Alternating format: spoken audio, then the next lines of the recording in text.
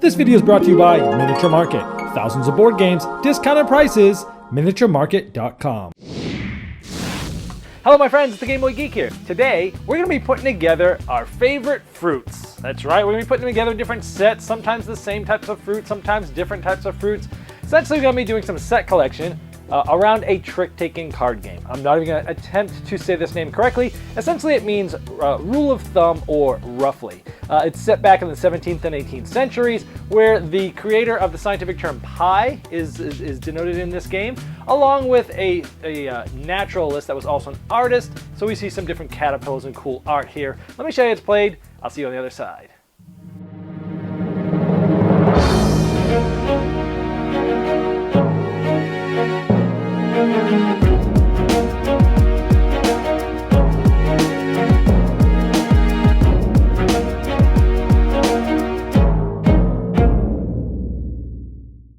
This is a trick-taking game that lasts over 3 rounds. And essentially, you're going to be winning fruit and trying to use fruit to complete contracts. Now let's assume this is a 4-player game. Every player is going to get 6 cards within the first round. These will be kept secret, but they will hold these in their hand. Now the star player will start off by playing a card in front of them. They play 1 card, and then the next player will play 1, and then the third player will play 1, and then the 4th player will play 1.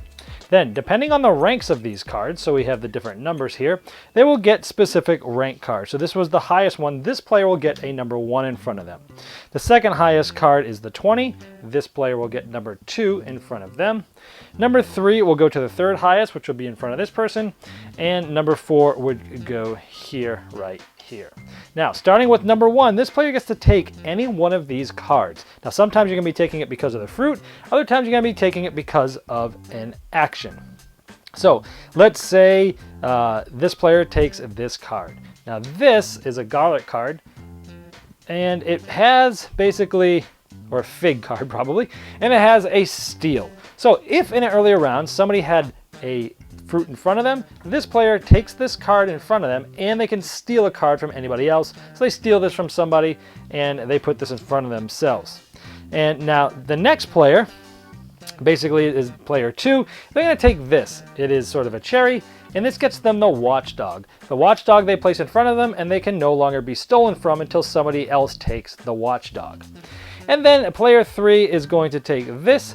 This gives them 3 cards of pi. Pi is 3.14. Later on, whenever they play a card, they can play any amount of these cards and it would up their value. So if this player in a subsequent turn had played their number with 1 pi, this is going to be 23.14 and 26.28 and so on and so forth. It tries to get them to get higher than everybody else. And then the last player is going to take this one. This is sort of a contract, and the last player always gets a plum, which essentially there's a big stack of these plums, and you get this as it's just, you know, another fruit. In this case, this says 3 A's. Now, at the end of your turn here, people can turn these in for points. So let's say, for example, later on, this player actually ended up getting 2 more plums because they were the last one. They could turn these 3 plums in for this contract card because it says AAA. That just means 3 of the same fruit. They would get 8 points for this. They would flip this over and keep it in front of them. These would go back to the plum pile, and that's that. But a lot of times what you're trying to do is use this as part of the fruit. So let's say this was in front of somebody, and you have 3 different fruits here, like this. Now this player can use this card as part of it. So 4 different fruits, A, B, C, D. They could flip this one over for 8 points at the end of the game, and these just get discarded out of the game. Making those fruits are basically all your points at the end of the game. So after this trick is done, essentially the lead player, whoever had the 1, will lead the next trick, and again they will just throw in, you know, 1 card at a time, and the highest gets to go. And we continue this until the first round is over. We will do this again for a second round, and then for a third round. Once all 3 rounds are over, we flip over all of our scoring cards, we add up our total numbers. One who has the most is the winner. I'm starting to like trick-taking games more and more these days, so I like to get them under my hands and try different ones.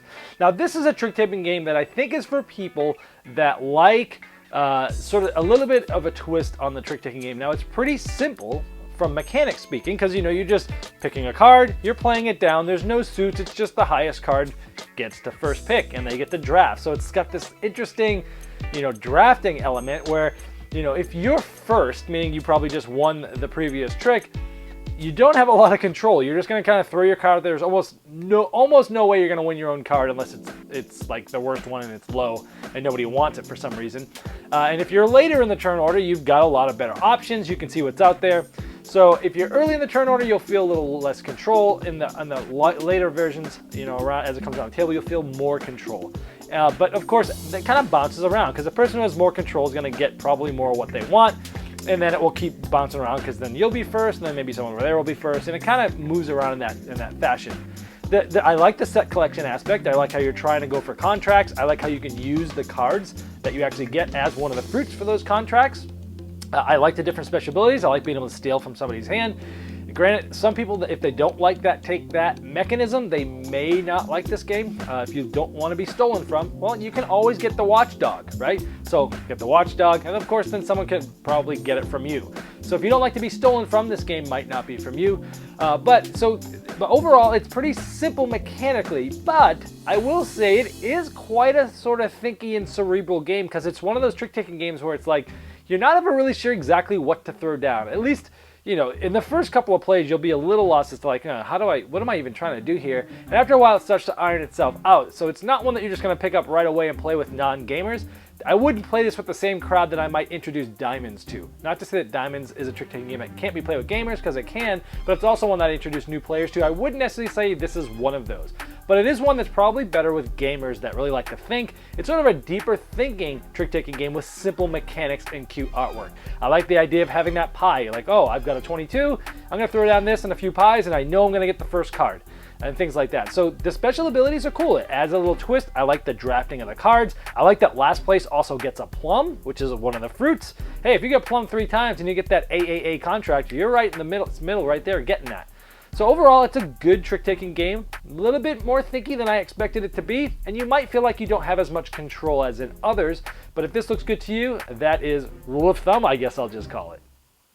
This video was sponsored by Miniature Market's Review Corner. The Review Corner features podcasts, video, and written game reviews by gamers for gamers. Miniature Market, the online gaming superstore. Thousands of board games, discounted prices. Check them out at miniaturemarket.com.